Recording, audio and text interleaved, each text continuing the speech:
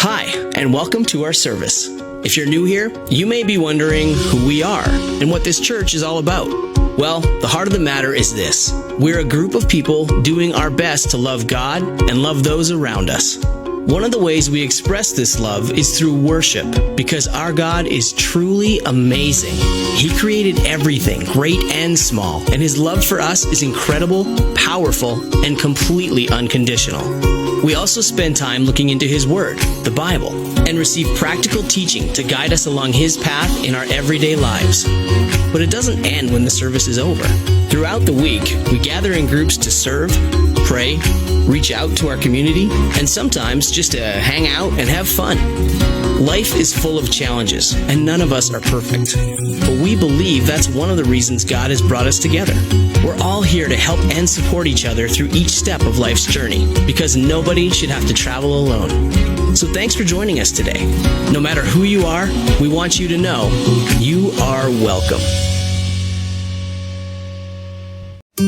Shalom, salam sejahtera di dalam Tuhan kita, Yesus Kristus. Saudara, kita akan memasuki musim yang baru, yaitu Summer Season. Bulan Juni ini kita akan menikmati firman Tuhan dengan tema Hidup adalah Anugerah.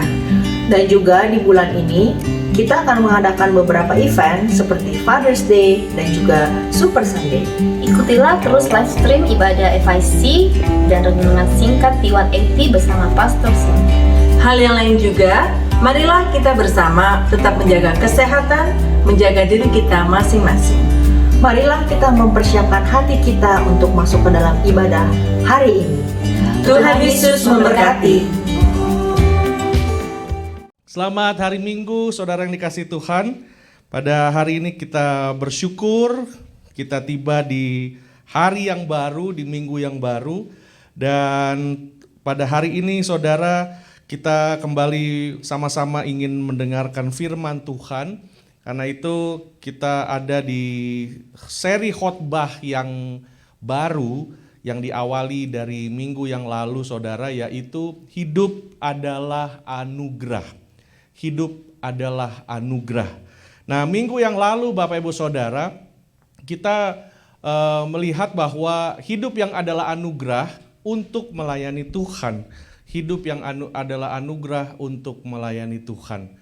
Di dalam Keluaran pasal yang ke-19 ayat 2 sampai 8, di situ Tuhan berfirman dan menyatakan kasih-Nya kepada bangsa Israel, dan Tuhan mengatakan bahwa Israel adalah kepunyaannya Tuhan. Israel adalah kepunyaannya Tuhan, milik daripada Tuhan sendiri.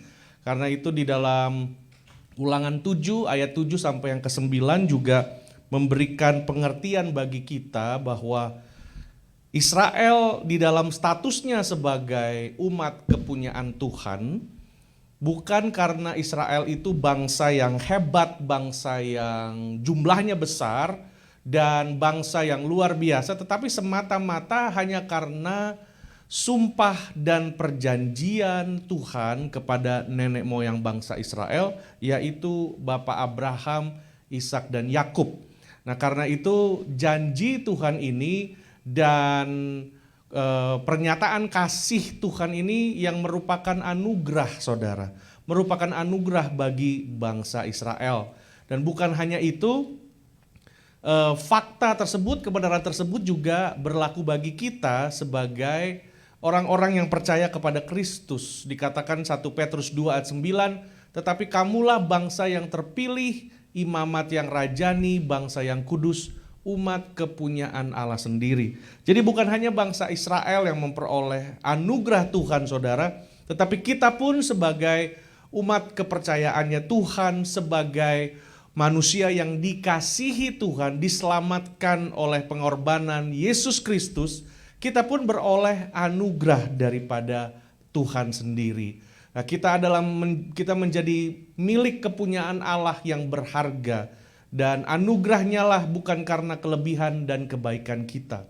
Jadi semata-mata saudara, bukan karena kelebihan kebaikan kita, tetapi semata-mata hanya karena anugerah Tuhan sendiri. Bahkan di dalam 2 Petrus pasal 1 ayat yang ke-5 sampai yang ke-7, di situ juga dikatakan bahwa setelah kita diselamatkan, kita harus menjaga dan memelihara keselamatan kita dengan menjaga iman kita dan menambahkan kepadanya kebajikan dan pengetahuan, penguasaan diri, ketekunan, kesalehan, dan kasih akan saudara-saudara. Dan ayat ini saudara disimpulkan di dalam dengan kita melihat ada 5 jenis anugerah, 5 macam anugerah, yaitu anugerah yang dinamakan gracia yang adalah anugerah keselamatan, sehingga bolehlah manusia mampu bertobat bukan karena kekuatannya sendiri, tetapi karena pekerjaan Roh Kudus. Pekerjaan Roh Kuduslah yang membuat kita menerima anugerah pertobatan sehingga kita dapat bertobat, saudara. Dan anugerah yang kedua adalah notisia, anugerah Tuhan di mana kita dapat bertumbuh di dalam kebenaran firman Allah. Jadi setelah kita dilahirkan kembali di dalam roh, pada saat kita bertobat, menerima Yesus sebagai Tuhan dan Juru Selamat, maka kita diberi makanan rohani, yaitu kebenaran firman Allah. Itu pun merupakan anugerah. Jika ada seseorang yang mampu untuk bertumbuh di dalam kebenaran firman Allah, dia punya kerinduan dan kehausan akan firman Allah, itu pun semata-mata hanya karena anugerah Tuhan, saudara. Yang kedua adalah asensia, bagaimana kita menerima anugerah untuk hidup bergantung dan hidup bersandar kepada Tuhan. Anugerah yang keempat adalah anugerah eksperensia, bagaimana kita diberikan Tuhan sebuah anugerah untuk juga boleh mengalami Tuhan. Tidak semua orang dapat mengalami Tuhan, saudara. Dan anugerah yang ketiga adalah anugerah di dalam iman kita, yaitu anugerah fidusia. Dan dari 5 macam anugerah ini, saudara, kita belajar untuk mengerti dan menyadari bahwa hidup adalah anugerah daripada Tuhan. Amin, saudara. Hidup adalah anugerah daripada Tuhan. Ini sangat menarik 5 macam anugerah ini, saudara. Anugerah pertobatan, anugerah bertumbuh di dalam firman Allah, anugerah bagaimana kita dapat bersandar kepada Tuhan, anugerah bagaimana kita dapat mengalami Kristus, dan anugerah di mana kita dapat bertumbuh di dalam iman kita, saudara. Nah, ini Rasul Paulus mengingatkan kita di dalam 1 Korintus 1 ayat 26 sampai 29, dikatakan, ingat saja saudara-saudara, bagaimana keadaan kamu ketika kamu dipanggil. Menurut ukuran manusia, tidak banyak orang yang bijak, tidak banyak orang yang berpengaruh, tidak banyak orang yang terpandang. Tetapi apa yang bodoh bagi dunia dipilih Allah untuk memalukan orang-orang yang berhikmat.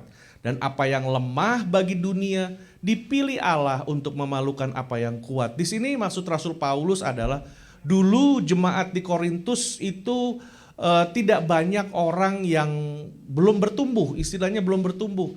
Belum ada orang yang dikatakan belum ada orang yang pandai, orang yang berhikmat, orang yang bahkan punya pengaruh dan lain-lain. Tetapi ayat 27 sampai 29 dikatakan sekarang kamu sudah ada orang yang berhikmat, orang yang berpengaruh, orang yang punya posisi dan lain-lain. Nah, karena itu saudara, karena hidup adalah anugerah, sebaiknya kita gunakan hidup kita untuk melayani Tuhan. Tapi dengan spesifik saya ingin mengajak saudara melayani dengan menjadi apa, saudara?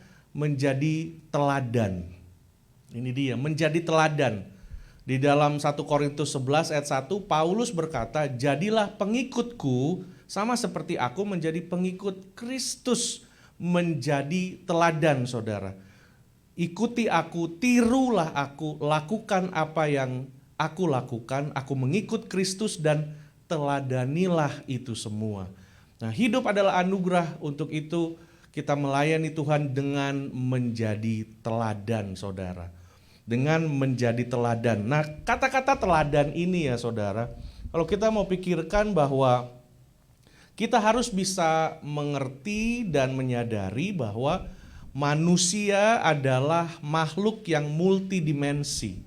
Maksudnya adalah multidimensi adalah manusia adalah makhluk yang suka meniru, mimicking. makhluk yang suka meniru. Bahkan proses pembelajaran manusia dari kecil sampai besar itu dikatakan bahwa manusia lebih cepat belajar dari apa yang dilihat ketimbang apa yang didengar. Jadi bisa dikatakan apa yang dilihat dikatakan itu 40% dan apa yang didengar hanya mungkin 10%, dan setelah itu dikombine melakukan sendiri 50%. Makanya anak kecil dari anak-anak kita dulu kan kita ajar nih, lihat mama bikin ini, papa bikin ini. Manusia adalah makhluk yang peniru. Karena itu manusia cepat sekali beradaptasi dan cepat sekali untuk belajar sesuatu dari meniru. Meniru sampai hal-hal dari yang positif sampai yang negatif. Manusia gampang sekali meniru, saudara. Dan karena itu juga manusia terjebak di dalam sebuah kenyataan bahwa kita seperti spons. Apa aja diserap, apa aja dicontoh, apa aja dijadikan, karena kita ini makhluk yang suka meniru.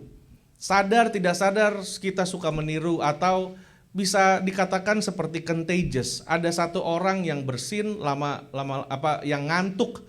Kalau kita lihat dia ngantuk, kita bisa ikutan juga jadi ngantuk. Menguap gitu, saudara. Wah, nanti kita juga menguap. Jadi kita adalah makhluk yang peniru, saudara. Nah, untuk itu kita melihat bahwa keteladanan inilah salah satu karena kita makhluk peniru, hal tersebut ditaruh Tuhan di dalam kita punya jiwa dan tubuh ini. Hal peniru ini Tuhan taruh supaya apa, saudara? Kita akan punya kemampuan untuk bisa sama seperti Kristus. Karena kita diciptakan serupa dan segambar. Serupa dan segambar. Kita ini orang yang cepat meniru. Apa saja. Zaman ini semua, saudara, punya Facebook, punya Instagram, semua juga punya. Satu orang bikin TikTok, semua bikin TikTok. Satu orang bikin ini, wah semua bisa ditiru, dibikin apa aja. Nah, manusia, saudara, yang tadi seperti saya katakan, kelebihan dan kekurangannya sekaligus adalah kita seperti sponge. Apa yang baik kita bisa ambil, tapi apa yang jelek juga kita bisa tiru. Nah, masalahnya, saudara, di dalam kita mengikut Tuhan, panggilan Tuhan bagi kita itu jelas adalah menjadi teladan. Menjadi teladan. Sama seperti Paulus. Jadilah pengikutku karena aku mengikut Kristus. Gereja ini ada juga sebagai sebuah proses pembelajaran, saudara. Karena saya harus benar-benar semuanya 360 derajat kehidupan area saya harus benar-benar berpusat kepada Kristus. Sehingga jemaat yang ada juga akan ikut seperti saya mengikut kepada Kristus. Karena itu gereja lokal tubuh Kristus juga seperti itu, saudara. Mengikuti apa yang seperti Kristus lakukan dan Kristus kehendaki. Kita ini peniru dan mimicking, saudara. Kita lihat oke, jalan seperti itu.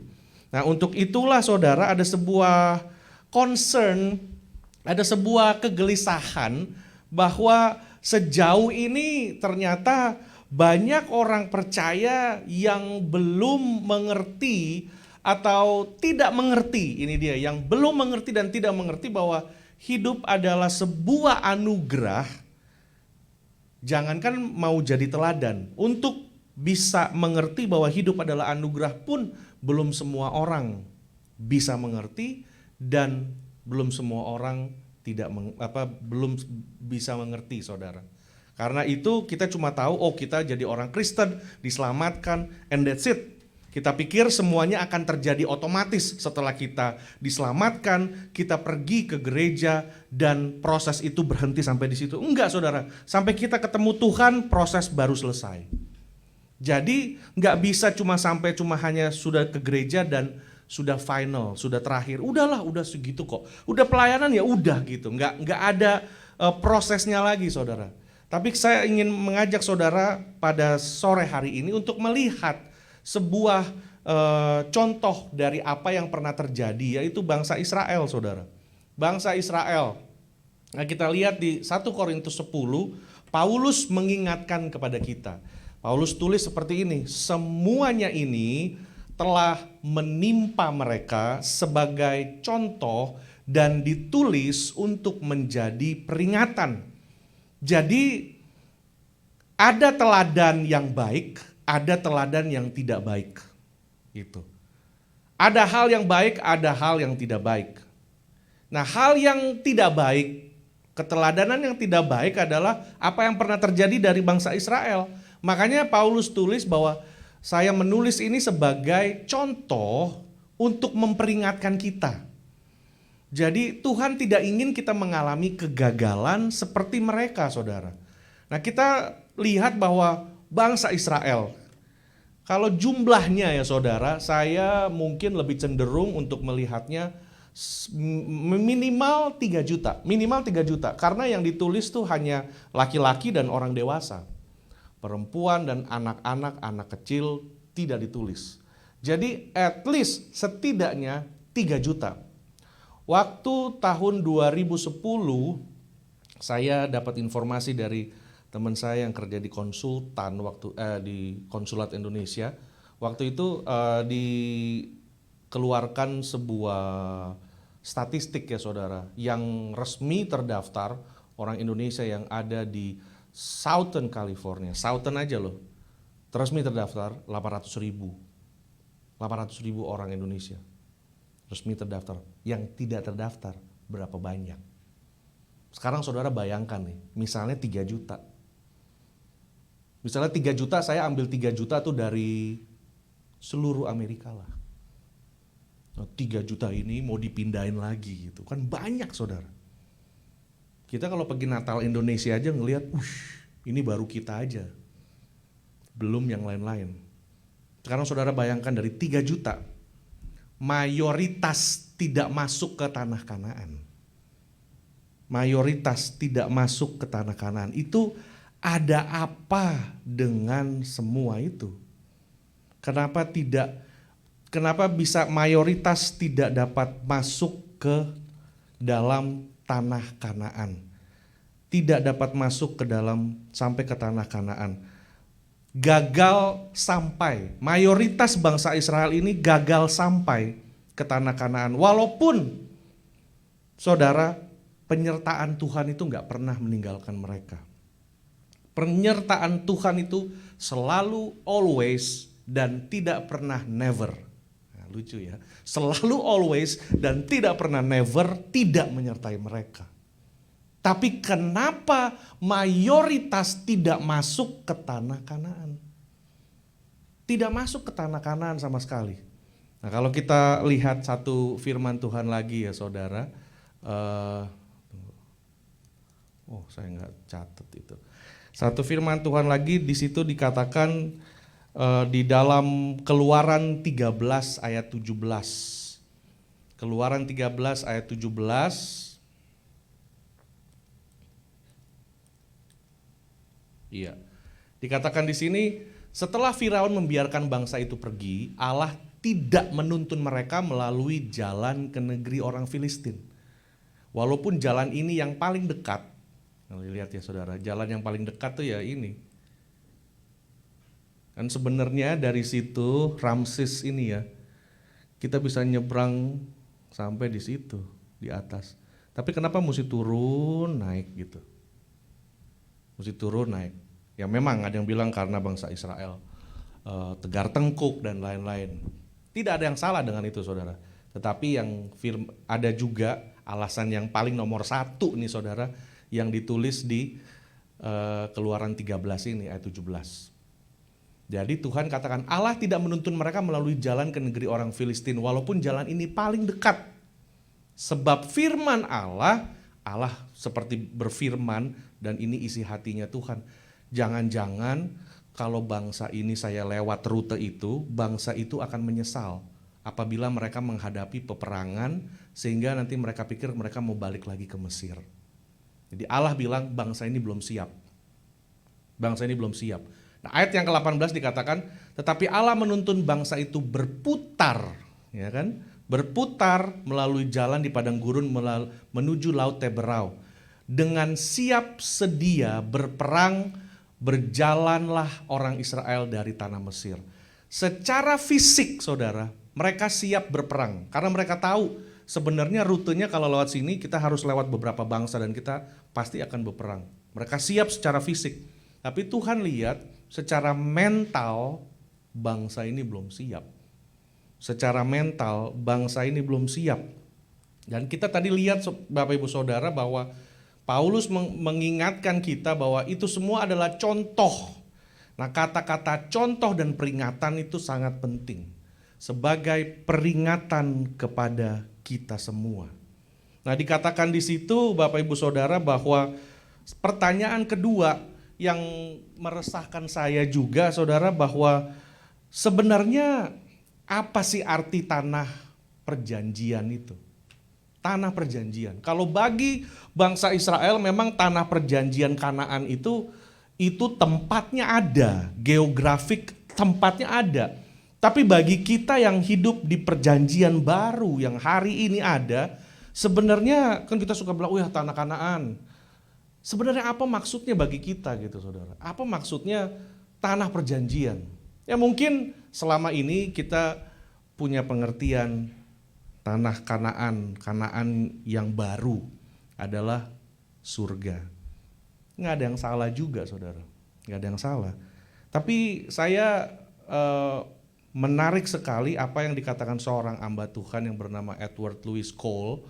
Beliau bilang begini, tanah perjanjian Kanaan adalah sebuah tempat sebenarnya di mana Tuhan memenuhi semua janjinya. Secara spiritual, Kanaan bagi bangsa Israel itu juga bukan hanya sekedar tempat, tetapi sebuah tempat di mana Tuhan memenuhi semua janjinya. Semua janjinya. Dan bagi kita saudara, sebuah kondisi maksimal tanah perjanjian, mengalami kemaksimalan potensi dan kepenuhan Kristus. Itu namanya tanah perjanjian. Jadi kita pergi ke tanah perjanjian, sebuah kondisi di mana kita hidup dengan kepenuhan Kristus, dengan kemaksimalan potensi kita. Itu tanah perjanjian. Itu tanah yang dijanjikan. Nah, dalam proses ini bagaimana semua hampir mayoritas seluruh bangsa Israel tidak masuk ke dalam tanah perjanjian, saudara. Tidak masuk ke dalam tanah perjanjian. Nah, kita melihat bahwa kalau orang bilang, maksimal kepenuhan Kristus, pasti banyak berkat. Nah, orang Kristen selalu asosiasi berkat dan kepenuhan dan maksimal itu diasosiasikan dengan uang, harta, dan ya begitulah. Nah, saya kurang setuju dengan itu, saudara. Karena kalau cuma ikut Tuhan cuma dapat berkat, nggak usah ikut Tuhan, di luar juga banyak yang nawarin untuk bisa dapat berkat, saudara. Amin.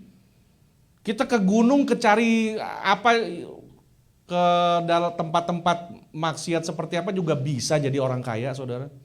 Punya tuyul, iblis juga bisa kasih berkat. Tapi kalau ikut Tuhan hanya cuma semata-mata dapat berkat biar bisa jadi kaya, itu mentalitas yang salah. Dan bukan seperti itu yang Tuhan maksudkan. Di luar Tuhan juga orang bisa jadi kaya. Tapi untuk apa cari Tuhan untuk jadi kaya aja, saudara. Tapi justru harus mengalami kemaksimalan potensi dan kepenuhan Kristus. Nah, ini jadi kegelisahan dari apa, saudara? Dari mayoritas orang Israel pergi itu nggak semua masuk.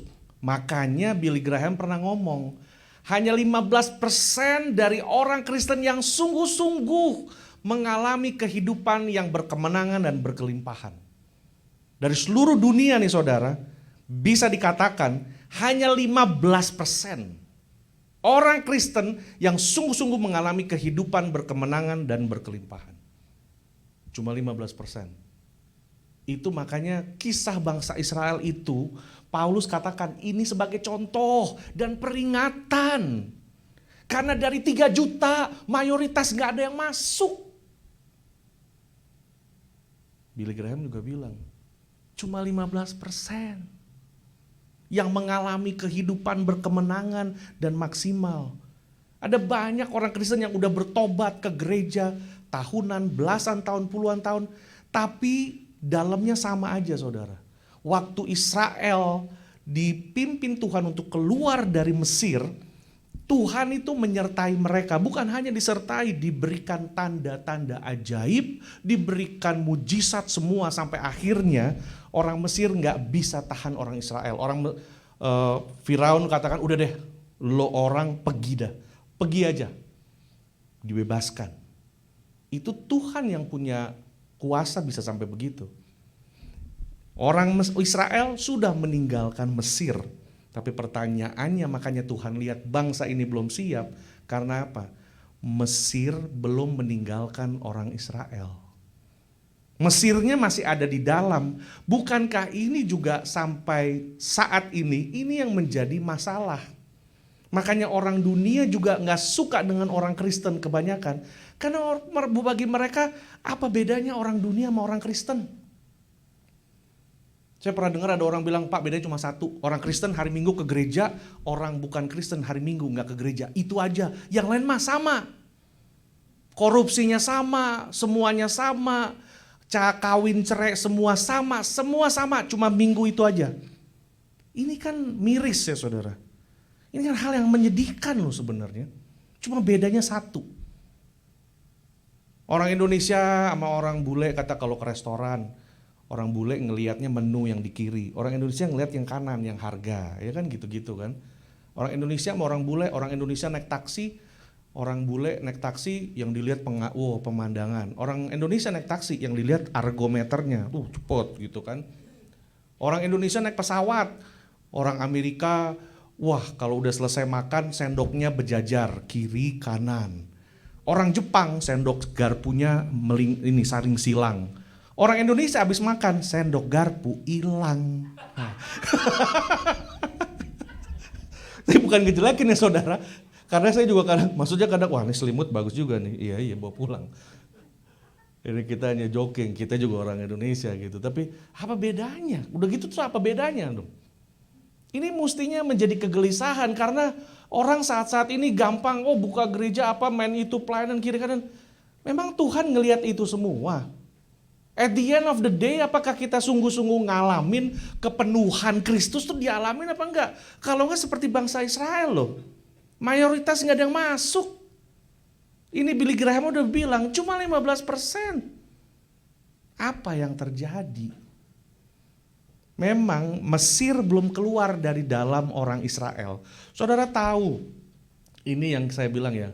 Nah, Firaun membiarkan dan menuntun, ini yang tadi kita udah baca. Masalahnya yang pertama saudara, kalau kita mau memberikan hidup kita ini sebagai teladan, masalah yang nomor satu untuk hidup jadi teladan itu harus mengalami perubahan mental. Perubahan mental mesti mengalami. Ada dua macam mental. Mental anak atau mental budak. Ada dua. Perubahan mental. Bangsa Israel di Mesir dijajah 430 tahun. Itu ada berapa keturunan kira-kira ya? Lebih dari 10 keturunan. Nah kalau keturunan demi keturunan, anaknya kalau ngeliat, ya kalau gue gede paling jadi budak, kalau gue gede jadi budak. 430 tahun, mental budak ada di orang Israel. Mental budak. Bukan mental anak. Ini yang harus jadi, karena saudara, status sebagai, ini dikatakan di sini ya, Tuhan Yesus katakan, kita ini diselamatkan oleh Tuhan. Tadi saya kembali ke ini ya. Kita diselamatkan oleh Tuhan. Nih. Ya, kamulah bangsa terpilih, umat kepunyaan Allah. Kita ini anak-anaknya Tuhan. Dari kita menerima Kristus, kita diperanakan oleh Kristus, kita lahir baru. Kita ini anaknya Tuhan. Secara status kita ini anaknya Tuhan. Iblis tidak bisa mengubah status kita yang adalah anak Allah. Iblis nggak bisa rubah. Yang adalah ya status kita yang adalah anak Allah. Iblis nggak bisa rubah. Tapi apa yang iblis lakukan? Iblis mampu menahan kita supaya kita tidak punya mentalitas anak. Kita tetap punya mentalitas budak. Ini masalahnya. Makanya semua itu orang Israel gak ada yang masuk. Billy Graham bilang, makanya kenapa banyak orang Kristen selalu berputar. Gereja adalah orang-orang yang Tuhan panggil keluar dari kegelapan menuju terangnya. Keluar dari dunia menuju terangnya Tuhan. Mereka udah keluar dari dunia, kita udah keluar. Tapi dunia gak pernah keluar dari dalam diri kita. Bagaimana cara kita dealing sama orang, bagaimana cara kita berinteraksi sama orang, bagaimana kita harus dikatakan kamu harus menjadi seperti Tuhan Yesus. Oh, saya dan Tuhan Yesus hanya beda sedikit, Pak. Oh ya? Iya. Tuhan Yesus sedikit-sedikit berdoa, saya sedikit berdoanya. Tuhan Yesus sedikit-sedikit mengucap syukur, saya sedikit mengucap syukur. Tuhan Yesus sedikit marahnya, saya sedikit-sedikit marah. Ngapain tuh saudara? Katanya cuma beda sedikit. Tapi dunia belum keluar dari kita. Makanya firman Tuhan Roma 12 ayat 2 dikatakan, berubahlah oleh pembaharuan budimu. Pembaharuan budimu itu di dalam, ini saya ada bahasa, saya itu bahasa Inggrisnya saudara. Nah, janganlah kamu menjadi serupa dengan dunia ini, tetapi berubahlah. Saya suka terjemahan bahasa Inggris dalam New Life Translation dikatakan, don't copy the behavior and customs of this world. Artinya apa? Jangan meniru, kan benar kan? Kita selalu meniru. Jangan meniru kelakuan dan adat dari dunia ini. Jangan ditiru. Kita dari kecil kan lihat, kita semua nih nanti ada anak yang kayak papa, anak yang kayak anak. Dari dia lahir memang DNA-nya juga ada. Tapi kedua, yang bikin karakter anak juga pada saat dia bertumbuh. Dia lihat bagaimana bapak dan ibunya. Ada banyak orang tua udah gede-gede baru marah sama anaknya. Lu gimana sih dasar anak setan? Lah, bapak setan siapa? Lu bapak setan, gitu kan. Emaknya setan, ya lu. Kenapa anak bisa jadi gitu? Dia lihat lu juga kok. Kalau orang tuanya rajin gini-gini, anak tahu kok. Jangan heran kalau ada anak yang ini sama bapaknya, karena bapaknya gak pernah beli teladan yang baik.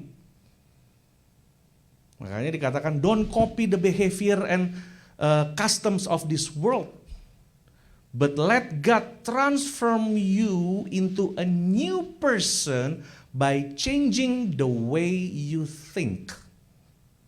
Orang kan bilang gini, oh pikirlah pikiran yang positif, jangan yang negatif. Ini sebenarnya bukan tentang pikiran saudara. Ini tentang cara berpikir yang lebih ke jiwa kita, mental. Bukan hanya sekedar pikir yang positif aja, enggak. Lebih ke arah mental. Karena apa saudara? Dikatakan di sini, ya ini mental pola pikir. Kalau saudara lihat bisa Google, artinya itu mentalitas pola pikir, the way of thinking. Makanya ini dikatakan jangan tiru kebiasaan dan adat dari dunia ini. Tetapi berubah, ini yang dikatakan, inilah prosesnya.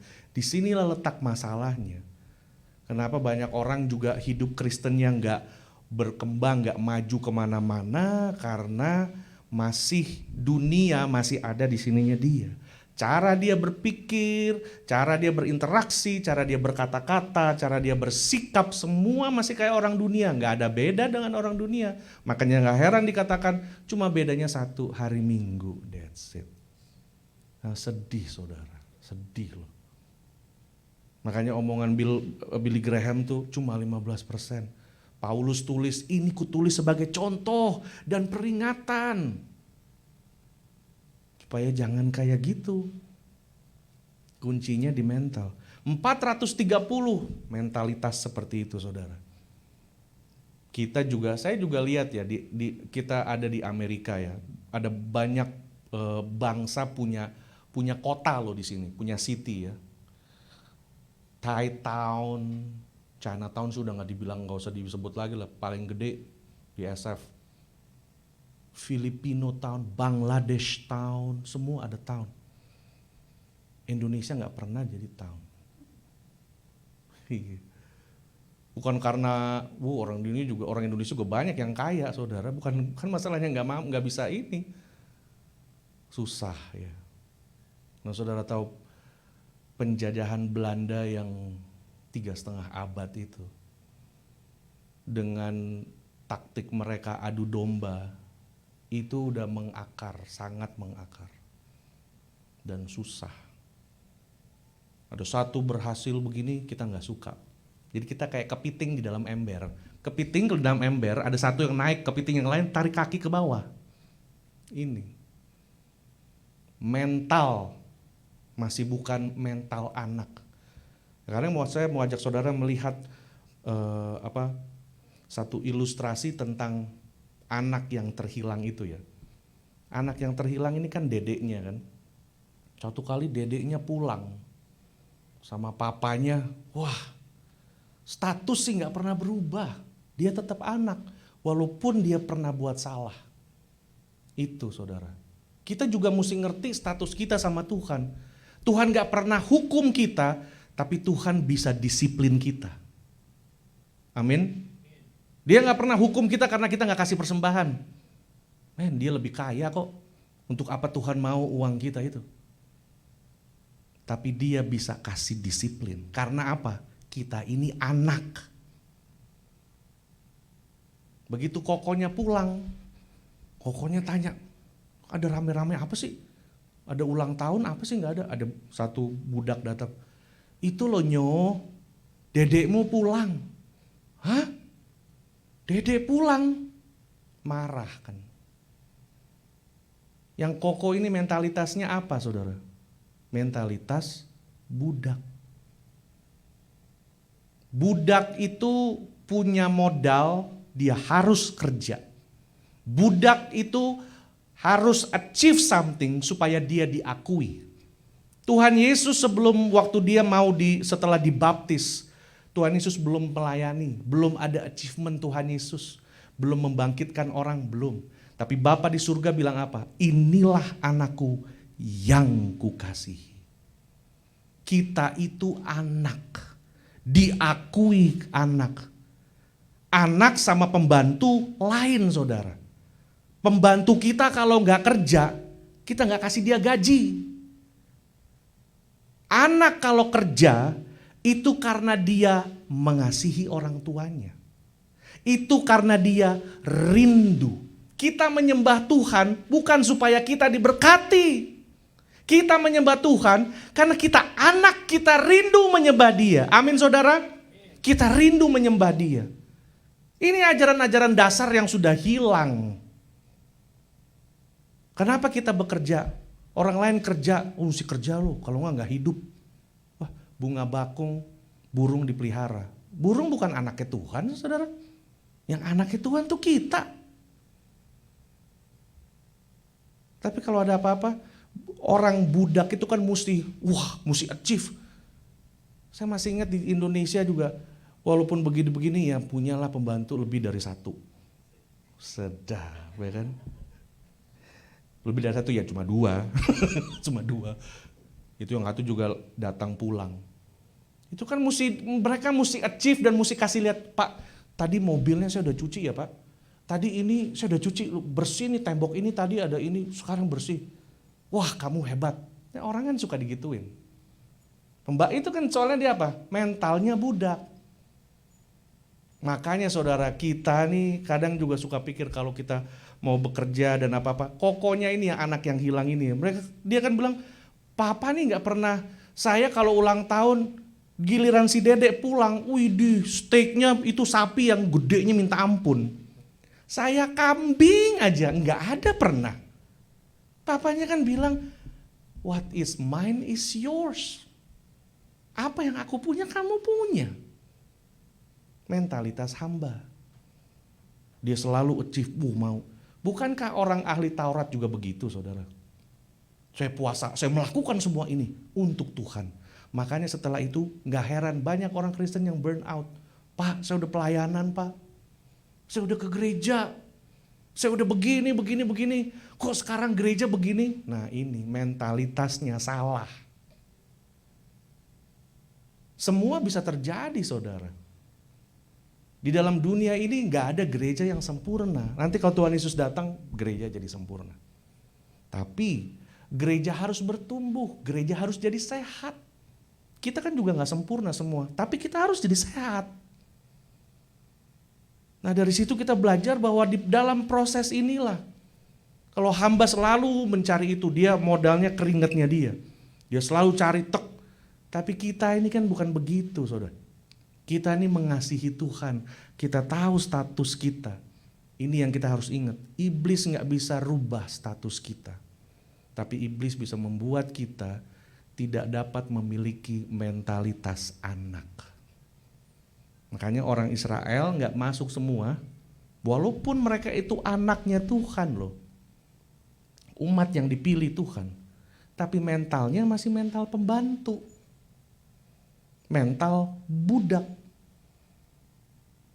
Mesti punya mental anak, tapi hatinya hamba. Jangan mental anak, hatinya hati bos. Wah salah juga itu. Kalau mental anak, hatinya hamba. Anak juga kalau kita di rumah ngelihat orang tua kita kayaknya nggak ini nih, kita bantuin. Bukan karena kita bantuin, nanti kalau kita nggak bantuin kita nggak dapat makan. Itu enggak.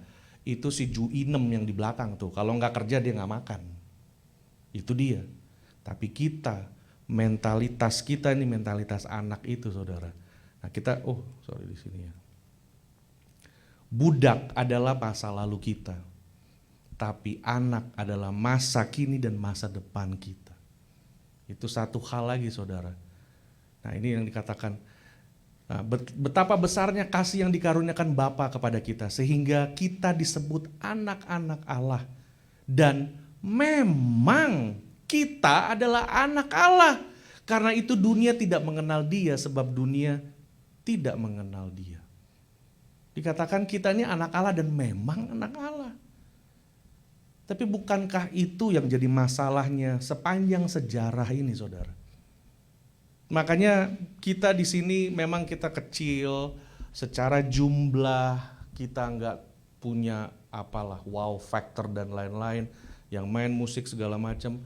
Karena kita mau menerapkan kebenaran firman Allah, apabila orang datang ke gereja, orang dijamah Tuhan, orang itu bisa lahir baru, bisa hidup memberi buah. Nah dia hidup memberi buah, melayani di depan, di gerejanya sendiri melayani.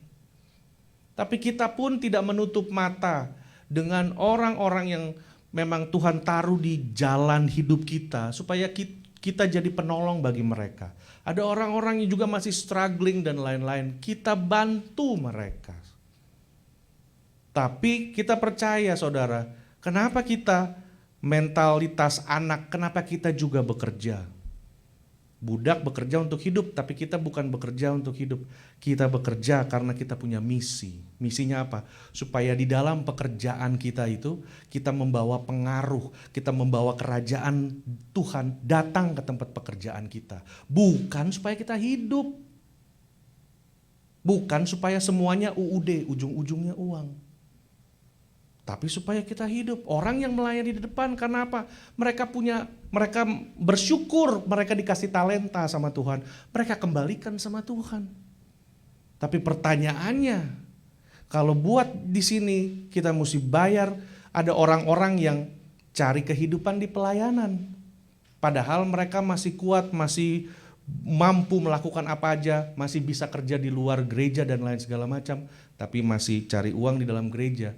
Itu mentalitasnya, mentalitas budak. Ini rumah bapakmu. Kau main buat bapakmu, kenapa minta dibayar? Kenapa minta dibayar? Ini rumah bapakmu. Jangan punya mental miskin, mental pembantu. Yang kalau apa-apa pikir ada amplop nggak habis itu. Maaf saya agak keras saudara, tapi saya nggak mau disalah mengertikan bahwa kadang-kadang ada orang yang perlu kita tolong, kita bantu. Tapi kita percaya yang ada di sini mereka melakukan untuk Tuhan. Karena punya mentalitas anak. Amin saudara. Saudara juga yang melayani, saudara yang bikin banyak hal di dalam gereja, di dalam rumah Tuhan, di dalam tubuh Kristus.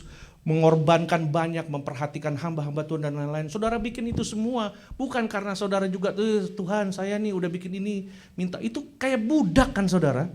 Kalau ujungnya saya udah itu loh Tuhan, saya ini. Lah kok mau hitung-hitungan sama Tuhan? Nah, saudara bikin itu semua karena saudara anak Allah. Amin saudara. Karena saudara mengasihi Tuhan, makanya saudara mau antar jemput, mau bikin ini, mau saya datang duluan, mau repot, mau sibuk, gak apa-apa di pelayanan, dapat ini hinaan dari orang dan lain segala macam, gak apa-apa. Bapakku kok baik-baik aja sama saya. Nah itu. Kalau ada orang ini sedikit tersinggung, wah inilah, itu perhatikan. Yang jadi tanda tanya adalah mentalnya nih mental apa? Kalau mental anak kita nggak jadi orang-orang yang gampangan dan orang-orang yang murahan, saudara. Amin. Tapi kita punya mental seorang anak. Nah hari ini cuma satu ini aja saudara. Nanti minggu depan kita lanjutkan. Mental budak itu bekerja untuk upah. Ini. Tapi kita mental anak itu, kita udah dapat diberkati Tuhan. Kita sudah dapat pengakuan dari Tuhan. Kita bekerja karena kita mengasihi Tuhan. Dan karena kita rindu, kita datang ke gereja, kita mengasihi Tuhan, kita menyembah Tuhan, kita mengasihi Tuhan, kita rindu kepada Tuhan. Bukan karena, nih saya datang, saya ini, supaya nantinya dia berkati saya. Saudara saya ketemu ada banyak orang yang mengalami kekecewaan, yang hidupnya akhirnya bukan semakin baik malah di ujung kehancuran. Ada orang-orang yang menjadi kecewa sama Tuhan.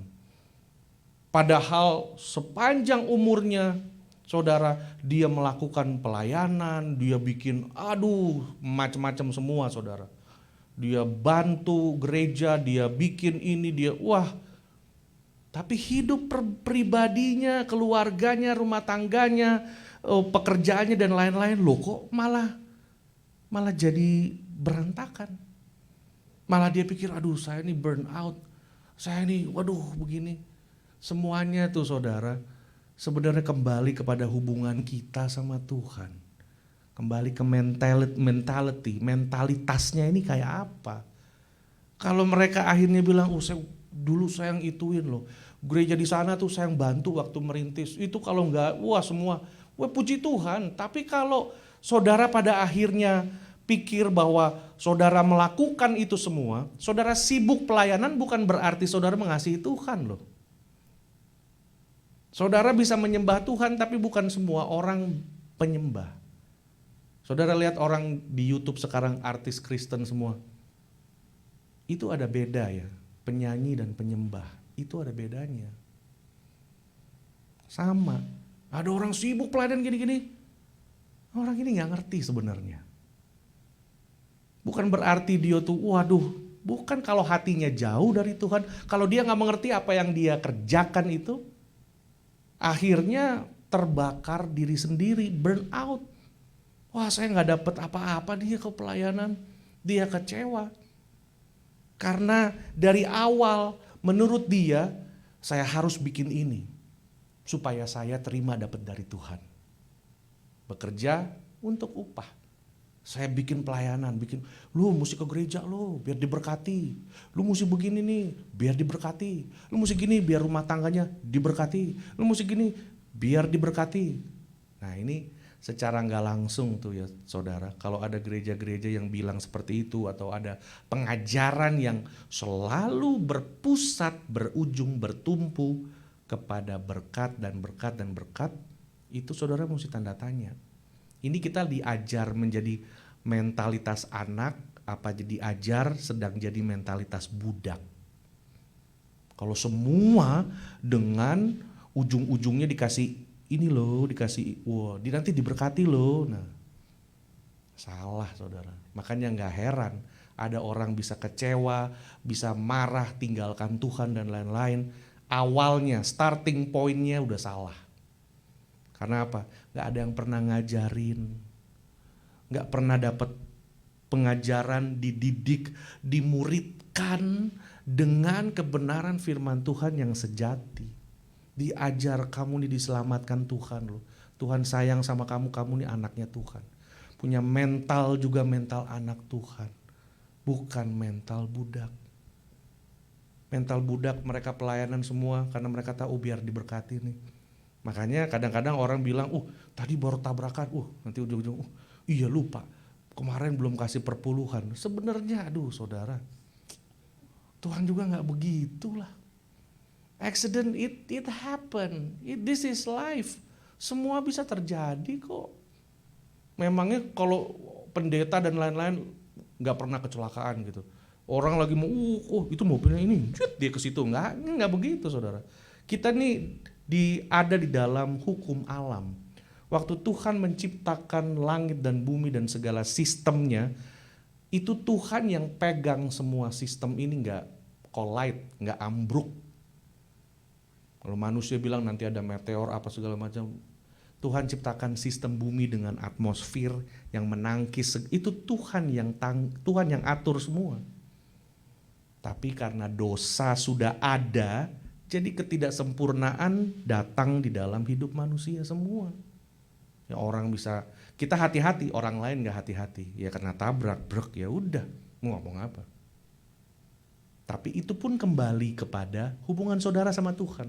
Kalau memang saudara punya perjanjian, saudara punya hubungan sama Tuhan, saya akan setia bayar ini. Lalu memang pas lagi kejadian, saudara doa, saudara tiba-tiba Roh Kudus ingatkan, oh iya saya belum ya, saya harus kasih deh. Bisa aja bukan saya, anti juga saudara. Nah ini harus ada keseimbangan.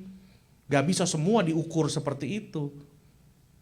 Harus ada keseimbangan dan kita melihat bahwa mental seorang anak inilah yang harus kita ajar, kita bangun supaya masing-masing orang dari pertobatan sampai dia masuk ke dalam tanah perjanjian. Tanah perjanjian adalah di mana kita hidup full of Christ, kepenuhan maksimal potensi kita itu berfungsi semua saudara.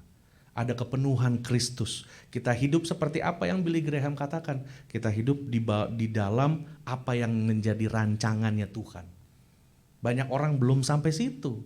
Karena mental, Tuhan membawa bangsa Israel sebenarnya deket aja saudara. Tapi Tuhan lihat mentalnya belum siap mental.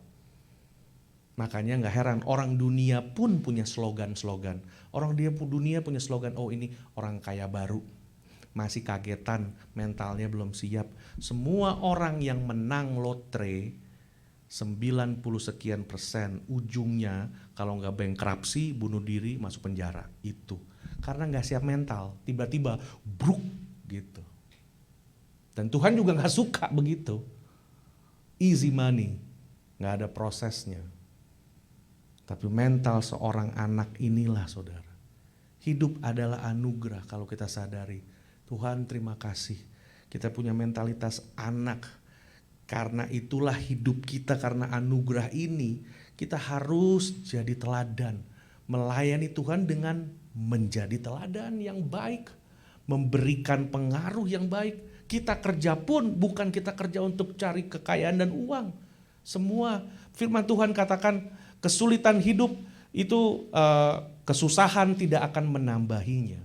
Bahkan Tuhan memberkati orang yang tidur. Artinya orang itu mentalitas anak seperti itu saudara. Kita ngerti, oke, kita bekerja, kita menggunakan karunia, talenta yang Tuhan kasih, kita gunakan. Kita ini perwakilan kerajaan Allah. Kita ini the ambassador of Christ. Kita harus pergi ke tempat yang gelap supaya membawa terang. Disitulah mengapa kita kerja. Orang mentalitas budak kerja untuk uang. Ya maklum lah Pak, harus kerja Pak untuk mengumpulkan ya ini sekarung berlian dan setangkep emas gitu kan. Kita gak begitu saudara. Kita anak-anak Tuhan. Amin saudara. Apapun kesulitan hidup kita, Tuhan katakan jangan kamu khawatir. Semua itu dicari bangsa-bangsa yang gak mengenal Tuhan. Semua itu dicari orang-orang yang mentalnya budak. Tapi kamu ini kan anak Allah. Di dalam masa pandemik seperti ini kita justru bersyukur saudara. Kalau justru di dalam masa seperti ini gereja kita mengalami banyak pertumbuhan. Mengalami banyak kemurahan Allah. Bagaimana tiap keluarga-keluarga dipelihara Tuhan. Bagaimana Tuhan pelihara dalam saat-saat yang seperti ini pandemik. Banyak gereja juga udah tutup. Banyak gereja struggling dengan keuangan persembahan mereka. Kita juga struggling saudara. Kita juga keuangan juga bukan seperti apa. Tapi Tuhan pelihara, masih ada untuk bayar ini, bayar itu, semua masih di cover. Dan saudara, ada banyak orang-orang dalam jemaat ini juga yang hidupnya naik level. Pekerjaannya diberkati, keluarganya, anak-anaknya, cucunya diberkati Tuhan.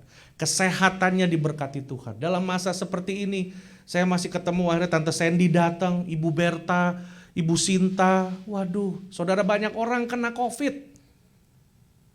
Gak harus keluar rumah, di rumah aja bisa kena kok saudara. Terima surat, antar makanan. Memang kalau kita pesan bakmi Yanti datang, kita semprot tuh bungkusan bakmi Yanti. Habis itu makan, kita ketemu dengan Sang Pencipta. Mati juga, ya kan? Itu. Kalau memang udah waktu, ya waktu. Tapi dalam saat seperti ini saudara, inilah anugerah Tuhan. Inilah kebenaran Tuhan yang menyadarkan kita bahwa kita nih anak Tuhan. Untuk apa khawatir? Burung bukan anak Tuhan, dipelihara. Orang-orang seperti itu, kamu nih anak Tuhan, Tuhan tahu keperluan dan kebutuhanmu. Dia tahu. Tapi yang Tuhan mau, baiklah kita mengalami perubahan. Cara kita berpikir ini, mentalitas yang lama kita ini saudara, manusia lama. Makanya musuh kita kan ya 3 itu. Iblis, dunia, dan manusia lama. Orang Israel gak masuk ya, masih ada manusia lama dan Mesir. Sama dengan kita. Dunia dan manusia lamanya masih belum keluar. Makanya tiap-tiap hari mengapa kita penting untuk mendengarkan firman. Karena firman itu yang kita dengar, kita baca. Kalau kita cuma baca, kita harus ucapkan juga. Kita baca, kita harus keluar suara gitu saudara. Supaya suara itu masuk telinga kita, telinga dia masuk ke hati kita. Nanti kalau ada apa-apa kita mau marah sedikit, kita mau tersinggung, ada Roh Kudus yang ingatkan, udah tenang aja. Nah itu. Situlah kita mulai mengalami perubahan-perubahan mentalitas yang lama ditinggalkan sebagai budak dan mengenakan mentalitas anak. Iblis tidak bisa mengubah status kita saudara.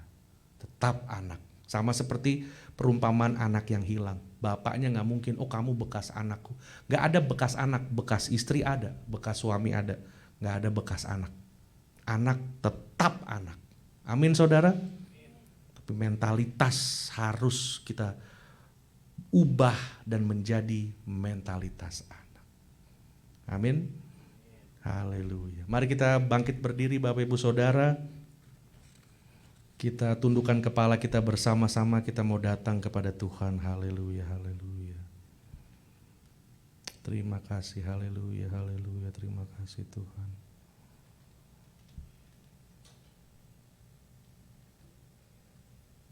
Terima kasih Bapak. Nanti mungkin saya bisa minta Pak Stefano bisa bawa gitar saya sebentar ke depan sama stripe-nya. Kita mau nyembah Tuhan satu lagu sebelum kita mau berdoa. Saudara, sore ini kita dengar firman Allah. Firman yang mungkin sudah sering kita dengar bagaimana kehidupan bangsa Israel. Cuma ada hal-hal tertentu yang Tuhan bicara spesifik bagi saudara. Saat ini Tuhan bicara bagi beberapa orang di antara saudara untuk mengingatkan keberadaanmu. Paulus sudah mengingatkan kita bahwa semua yang terjadi dengan bangsa Israel adalah sebagai dituliskan dengan tujuan sebagai contoh dan peringatan bagi kita. Bahkan Billy Graham pun menulis cuma hanya ada 15%. ini seharusnya membuat kita gelisah, saudara. Seharusnya membuat kita sadar bahwa hidup kita ini bukanlah hidup yang kita dapat bermain-main seenaknya, dan hidup kekristenan kita bukan sesuatu yang autopilot, yang setelah kita bertobat maka semua akan otomatis akan berjalan dengan sendirinya. Tidak ada, saudara. Kita harus menjaga anugerah itu, tinggal di dalam anugerah, supaya mentalitas budak itu akan berubah. Kalau dulu kita adalah budak dosa, saudara. Kita diperhamba, diperbudak oleh dosa. Tidak ada hal yang lain yang dapat kita kerjakan selain dosa. Tapi setelah kita menerima Tuhan Yesus, kita diselamatkan dan status kita berubah. Jadi budak menjadi anak-anak Tuhan. Karena itulah, saudara, ini hal-hal yang sangat dasar. Kalau kita melayani Tuhan, kita pergi ke gereja, mungkin sudah sampai saat ini saudara ada yang merasa bahwa ibadahmu pergi ke gereja adalah hal yang biasa. Itu Tuhan tidak pernah melihat seperti itu, saudara. Pada saat engkau ke gereja, engkau sedang menjadi teladan bagi sesama tubuh Kristus. Di dalam gereja ini ada 3 generasi, dari yang paling tua, yang sedang, sampai yang paling muda. Kalau saudara ada dalam gereja ini, walaupun saudara enggak mengerjakan yang ada di depan panggung dan lain-lain, tetapi kehadiran saudara adalah sebagai teladan yang baik bagi kami-kami yang lain yang ada di gereja ini. Saudara, Pak, firman Tuhan mengatakan engkau adalah surat yang terbuka. Karena itu biarlah pada sore hari ini kita boleh datang kepada Tuhan dan kita boleh nyatakan, Tuhan, ubahlah hidupku.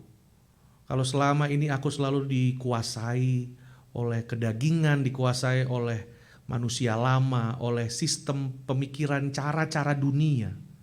Kalau selama ini cara aku bekerja, cara aku berelasi, cara aku berinteraksi semua masih sama seperti orang dunia. Ampuni kami ya Tuhan. Kami mau berubah. Kami mau menghidupi status kami yang adalah anak-anak Tuhan dan bukan budak. Apabila kami pergi ke gereja karena kami rindu kepada Engkau ya Tuhan. Apabila kami melayani, kami menolong orang lain, kami memperhatikan orang lain, kami mengerjakan banyak hal bagi Tuhan. Kami bukan mau berkat daripada Tuhan, tapi kami mengerjakan semua itu karena kami mengasihi Engkau yang adalah Bapa kami. Kami percaya sebelum semua kami lakukan, Tuhan tahu apa yang menjadi keperluan dan kebutuhan kami. Terima kasih ya Tuhan Yesus.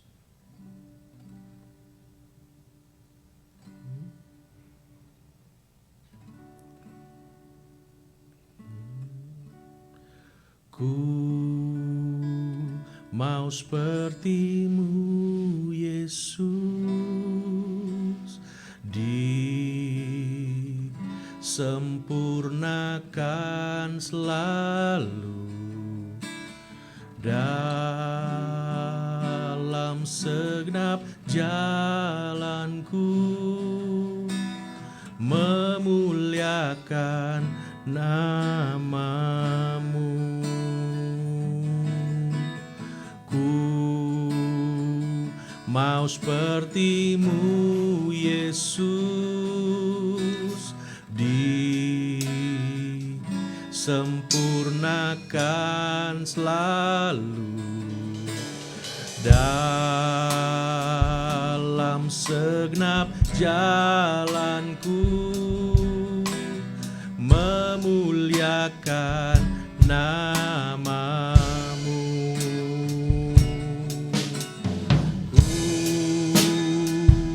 Mau seperti-Mu Yesus,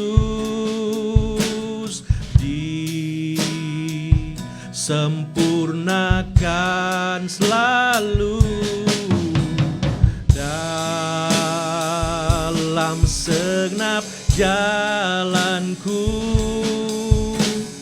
memuliakan namamu. Ku mau sepertimu Yesus, disempurnakan selalu dalam segenap jalanku, memuliakan namamu, memuliakan namamu.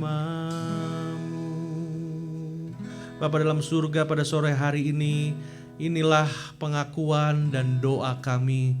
Kami mau seperti-Mu ya Yesus. Kami mau menghidupi status kami sebagai anak-anak Allah. Untuk itu kami mau meninggalkan cara-cara kami yang lama, cara berpikir, cara berkata-kata, sikap-sikap yang ada yang masih belum berkenan kepada Tuhan. Kami patahkan, kami hancurkan di dalam nama Yesus.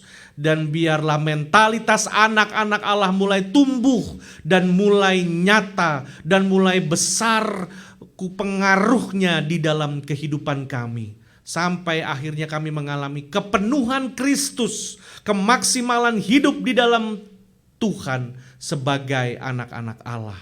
Dan bukan lagi memiliki mental budak ya Tuhan.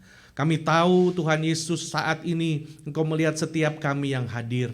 Dan kami berdoa, kami mengangkat tangan kami kepadamu ya Tuhan. Mari kita angkat tangan kita ya saudara.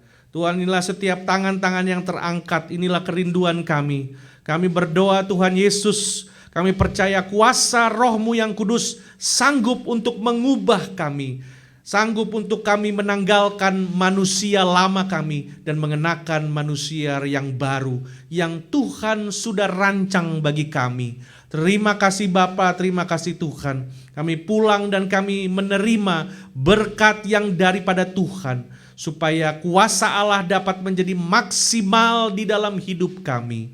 Di dalam nama Tuhan Yesus Kristus kami sudah berdoa dan mengucap syukur. Haleluya. Amin. Puji nama Tuhan saudara, beri tepuk tangan kepada Tuhan. Haleluya. Kita akan masuk kepada persembahan. Hari ini kita akan mengedarkan kantong persembahan. Juga bagi Bapak Ibu Saudara yang mengikuti secara online, bisa juga memberikan persembahan melalui Venmo atau Zelle dengan username faithfulfic@gmail, dengan username faithfulfic@gmail. Nah, kita akan memberikan persembahan pada saat ini. Bapak Ibu Saudara mempersiapkan persembahan, nanti petugas akan menjalankan kantong persembahan, kita akan sama-sama berdoa untuk persembahan. Bapa dalam surga, kami berdoa apabila kami akan memberi kepada Tuhan. Kami tahu kami memberi karena Tuhan sudah terlebih dahulu memberkati kami. Tuhan sudah terlebih dahulu memberi bagi kami anak-Mu yang tunggal Yesus Kristus. Karena itu kami mau memberi dengan sukacita karena kami adalah anak-anak Allah. Terima kasih Tuhan Yesus, di dalam nama Yesus kami berdoa. Amin. Silakan memberi Bapak Ibu Saudara.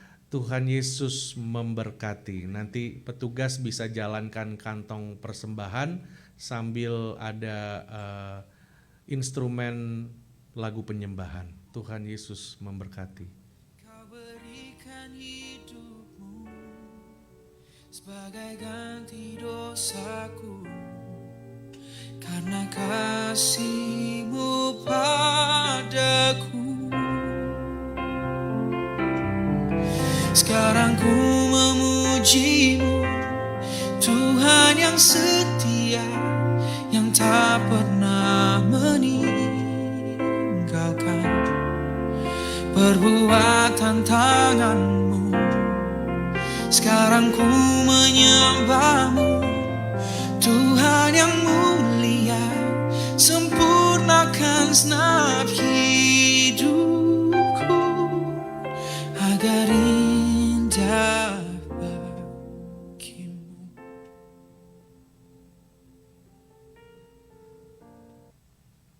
Baik, puji Tuhan, terima kasih atas persembahan perpuluhan ucapan syukur Bapak Ibu Saudara. Kita akan mendengarkan pengumuman dari Pak Samuel Gosal.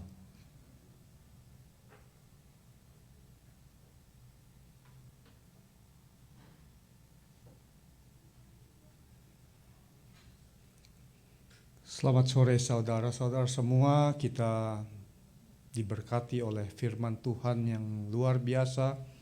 Khotbah seri Hidup Adalah Anugerah. Ada beberapa orang yang pernah bertanya kepada saya, dia bilang, Pak Aseng, kita ke gereja itu tujuannya untuk apa? Dan saya jawab, kalau saya personally ke gereja itu karena saya mau mengucap syukur kepada Tuhan atas semua berkat yang telah Dia berikan kepada saya.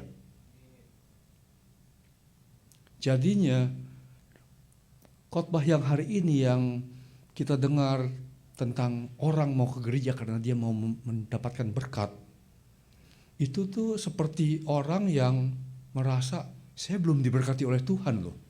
Jadinya saya harus ke gereja nih biar saya mendapatkan berkat. Kalau hidup itu adalah anugerah, artinya hidup kita itu udah diberkati. Kita melakukan sesuatu untuk Tuhan tanpa harus berpikir, kalau saya melakukan ini saya akan diberkati nih.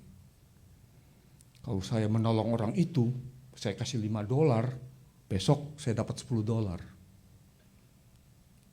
That is totally wrong. Simply a mistake. Karena hidup itu adalah anugerah yang artinya kita itu sudah lahir dan diberkati. Kita itu sudah lahir dengan dosa. Yesus Kristus datang ke dunia untuk menebus dosa kita. Kita sudah diberkati. Kita sudah diselamatkan. Dan firman Tuhan hari ini seperti Pastor Semi bilang, bukan Pastor Semi maksudnya, Paulus, kita harus menjadi contoh. Saya pernah lihat satu film gangster, Godfather. Godfather itu punya anak yang dia sayang sekali. Dan dia gak mau anaknya itu jadi gangster seperti dia. Dia mau anaknya jadi politician, jadi a good person. Jadinya gak ada kriminal yang bilang, kamu jadi kriminal aja. Dia mau anaknya menjadi orang yang good, yang gak seperti dia. Jadinya conclusionnya, kita harus menjadi contoh supaya anak kita, supaya orang-orang di sekitar kita melihat kehidupan kita dan mau mengikuti apa yang kita lakukan di dalam kehidupan kita. Itu yang Tuhan mau. To be a light and salt for the world. Dan itu gak gampang. Karena setiap hari kita harus menjadi contoh untuk orang lain.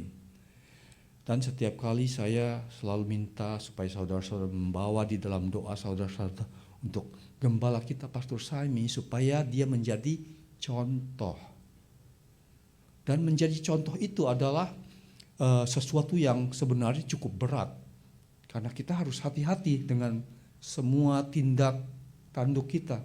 Karena semua orang mau mencontoh orang itu. Kita menjadi contoh untuk anak-anak kita dan kita harus hati-hati supaya kita mau anak-anak kita tuh menjadi orang yang baik dan benar.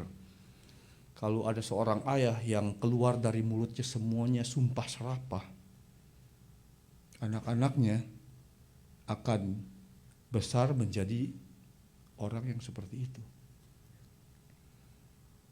Jadi firman Tuhan hari ini, hidup adalah berkemenangan. Dan Paulus itu benar sekali, kita itu harus menjadi contoh. Dan kita minta supaya Roh Kudus selalu membimbing kita supaya kita tuh selalu menjadi contoh yang baik, menjadi garam dan terang untuk dunia ini. Oke. Dan seperti biasa, announcement untuk saudara-saudara yang terpanggil untuk memberikan perpuluhan di virtual. Saudara-saudara bisa masuk di dalam faithfulfic@gmail.com dan bisa menggunakan Zelle atau Venmo. Dan untuk saudara-saudara yang ingin personally memberikan cek atau cash bisa menghubungi saya. Nomor telepon saya tertera di screen saudara-saudara semua. Dan seperti biasa saya juga announcing kalau Pak Semi selalu mengadakan firman singkat yang diberikan judul T180 yang saudara-saudara bisa ikut sebagai makanan rohani saudara-saudara semua yang kita perlukan. Dan setiap 2 minggu sekali kita mengadakan care group di dalam Zoom. Saudara-saudara bisa ikut di dalam care group kita. Care group kita akan diadakan pada minggu depan, hari Sabtu jam 5 sore. Jadi saudara-saudara bisa masuk di dalam Zoom dan bisa ikut di dalam care group kita. Dan seperti biasanya kita juga mengadakan virtual pray setiap hari Rabu. Saudara-saudara bisa ikut di dalam virtual pray kita pada Rabu malam jam 8 malam untuk berdoa bersama-sama. Apapun yang saudara-saudara alami di dalam kehidupan saudara-saudara, saudara-saudara bisa bawa di dalam doa bersama-sama kita semua. Dan seperti biasanya, mari kita saling mendoakan satu sama lain, saling mengasihi satu sama lain, dan seperti apa yang kita dengar pada hari ini, kita mendoakan satu sama lain, termasuk gembala kita Pastor Semi, supaya kita menjadi contoh yang baik. Dan marilah kita sungguh-sungguh mengikuti firman Tuhan dan menjalankan di dalam kehidupan kita. Dan diberkatilah saudara-saudara yang mendengarkan firman Tuhan pada hari ini dan tekun melaksanakannya. Happy Sunday. Haleluya, terima kasih Pak Samuel. Kita akan lanjutkan sebelum kita berdoa berkat Bapak Ibu Saudara. Kita mau berdoa untuk salah satu jemaat, yaitu dari keluarga Pak Leo dan Ibu Lina. Kita mau berdoa buat Jet, anaknya yang minggu lalu tanggal 3 ulang tahun, 3 Juni. Jadi kita mau berdoa. Nanti bisa minta tolong Nano buka PowerPoint saya yang tadi itu, saya mau kasih ayat buat si Jet.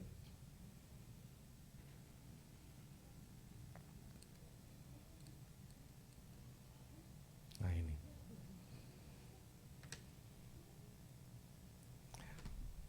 By the way, itu budak bahasa Inggrisnya apa ya? Slave. Oh, slave ya. Okay, the both parents I invite to be here. Hi Jet. Happy belated birthday. Thank you. Okay, today maybe you can facing the camera, yeah. How old are you? 17. 17. Okay. So first, on behalf of the church and the family here, we all want to say happy birthday to you. Thank you. Thank you. Happy birthday, Jet. And also second is, on behalf of the church, I would like to expand our gratitude. Thank you for you, your willingness to come with your dad and mom. I know maybe sometimes your dad, hey, you're still under my roof. But you know what? You are a good boy. A good boy. Tepuk tangan dulu Bapak Ibu Saudara. And by saying this, I would like to say thank you for being here. I know it doesn't easy for you, especially spend time maybe more than 3 hours, I think, and then listen everybody speak different language. I think, but overall you understand, right? You understand. See, you understand. That's really good things to hear. And we also thank you for helping us. And today actually, as we listen to Word of God, we just want to remind each other that, in this world, many things happen. And for you, I would like to give you the Word of God on your birthday from Romans 12, verse 2. Don't copy the behavior and customs of this world, but let God transform you into a new person by changing the way you think. Then you will learn to know God's will for you, which is good and pleasing and perfect. I don't know what you feel or anything. Maybe you feel, oh man, maybe I kind of like, maybe different people will feel like, they're wasting their time if they go to church or they do something with the parents. Maybe different kids, I don't know. But I will say to you that, things like this, actually, there is no wasting time with God. With God. You just invest your valuable time in the Lord. Because whatever you sow, it will reap. You sow goodness, you will reap greatness. You sow, inconvenience, and weird and everything. But this is, you do it wholeheartedly for the Lord. He sees you and He will bless you. Whatever you sow, you will reap. Because, many years ago when I was at your age, for me, go to church and do things, for me, it's such a waste. At that time, I don't have any pastor who mentoring me, but later on in life, I waste so many times doing bad stuff, and God finally turned my way of life. And now, I don't want you to experience, all the way, the behavior, and the custom of the world, but I want you to be transformed the way you think. Many kids at your age nowadays, they just want to have fun. Weekend is all about fun, and summer especially, they do everything. But this is for you. In this world, there is no such a things that free. At the end of the day, we have to pay. Sometimes we pay as a consequences. If on the young age, you don't put yourself, hard work and everything, you're not going to be success like your dad and your mom as an example that God put into your life. So today, I invite everybody to stand to raise. Kayak unjang Bapak Ibu bisa bangkit berdiri, angkat tangannya, we will pray. Hallelujah. Hallelujah, hallelujah, hallelujah, hallelujah. Lord, we give you thanks today, Lord God, as we gather in this place. This church has 3 different generations, and we also bring this young generation. As we pray for Jet, we want to acknowledge how great you are in his life. Thank you for all that you have done in his life. Thank you for his achievement at schools. Thank you for his talent. Thank you for his ability. Thank you at his life, 17 years old. He can do a lot of stuff. He can build a computer, he can do business, he can do many things. And those are not come from him. We believe everything that good is coming from you, coming from the above. Father, that love him so much. And as we gather and as we raise our hand, we want to pray and we want to ask heaven to open its door and pour blessing for Jet in the name of Jesus. Lord, you know his heart, you know his mind, you know everything about him. And I pray in Jesus' name that his life is not going to be the same again. He will continue to grow and to know you, to love you, and to live for you, Lord God. We want to speak blessings, we want to speak anointing in the name of Jesus. That everything that his hands touch, it will make him succeed in Jesus' name. And he will experience many things with you, Lord God. Lord, I pray that everything that he's done to this church, you know, and you will reward him. Everything that he saw, he will reap gladfully and happily, Lord God. Thank you, Father. We love him, and we also pray for Pak Leo and Ibu Lina and all the siblings, Lord God. Lord, use this family. Use this family as your salt and light into this world. Use this family to become a great example in the body of Christ, as a reminder for all of us. Thank you, Father, and we give you praise. In Jesus' wonderful name we all pray. And everybody said, Amen. We love you, Jet. Happy birthday. Happy birthday, Bulina. Later on you will get another angpao from your dad. Yeah. Yeah. Born here. Wow, hallelujah. Puji Tuhan, saudara, this is our next generation. You know, it's the interesting and the beautiful things, you know. This church actually will grow from the inside out. Because our kids, it start to grow. My daughter, Kalista, and now, you know, it's not coincidence that Pak Leo start bring his son to here. And Pak Stefano, Bu Afifa juga, kita semua anak-anak udah pada besar, dan you know, this is the next generation. They will continue the faithful international church. They will get the torch will be transferred to them. Nah, mereka ini yang akan melanjutkan gereja ini lagi, saudara. Jadi kita bersyukur ya, saudara. Kita punya visi yang Tuhan kasih, itu nanti yang Tuhan juga akan berikan kebutuhan dan keperluannya. Tuhan yang kasih visi, dia juga akan provide kebutuhan-kebutuhannya. Waktu pertama kita jalan, kita juga bingung, udah di Amerika. Kalau kita lihat secara manusia, kita mau lihat, wah, orang-orangnya juga yang muda jarang dan lain-lain. Tapi saudara, kita belajar setia. Kita belajar untuk taat dengan hal-hal yang kecil. Tuhan berkati, saudara. Dan bagi kita, Bapak, Ibu, Saudara, tante-tante, semua ini adalah domba yang Tuhan berikan bagi kami.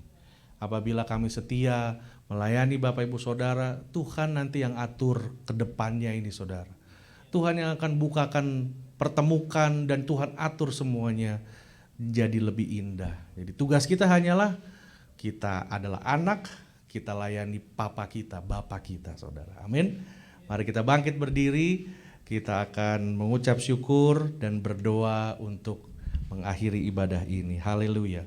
Kami mengucap syukur ya Tuhan untuk hari ini, hari yang luar biasa. Terima kasih atas hadirat Tuhan yang manis di tengah-tengah kami. Terima kasih atas segala sesuatunya ya Tuhan.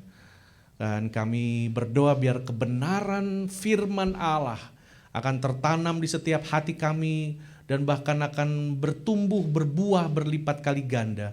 Kami akan menjadi pelaku-pelaku firman, hidup di dalam rancangan Tuhan.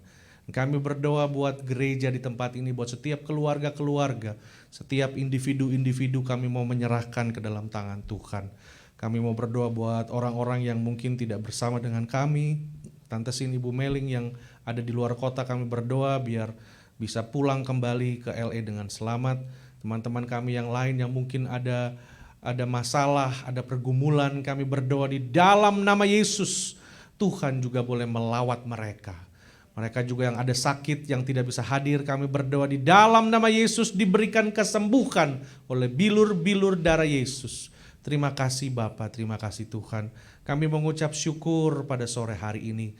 Dan biarlah tangan Tuhan terus memimpin gereja kami ini ya Tuhan.